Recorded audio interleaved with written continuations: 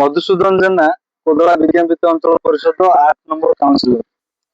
देखंतु मु सुनिया पाइली जे एरिया टंका को जो हरिलुट करी एठारे कर्मचारी मानकर हाथ थिबा कथा आ सेही घटना रे आज 7 जन को निलंबित करा जायछि।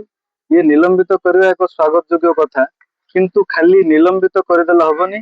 जो लोकंगर टिकस पैसा प्राय 2 कोटी रु ऊर्ध्व टंका एटी जो हरिलुट हेछि से टंका केमती फेरी पाइबे, एई वर्तमान से टंका केमती हमर सरकारंगर अनुदान रे मिसिबो निलंबित कल हबनी। से पुणी आउथरे जो वर्तमान जो हरिलुट करिकिरी जो निलंबित होइछन सेटिरे आमे खुशी नुह। से पूरा संपृक्त चाकरी रो जेमती बाद पड़िबे एई घटना को नेइकिरी समस्त सचेतन हेबे, जेमती आगामी दिन रे एमितिका हरिलुट करिया पे आ केही जेमती साहस करिवे।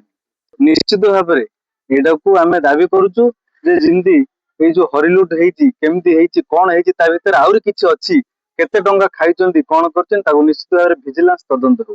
ताहा ही हमर जनसाधारण चाहुचंती आ समस्त मध्य से जिंस सत सामना को आसिला पर जणा पड़ियो प्रकृत तथ्य।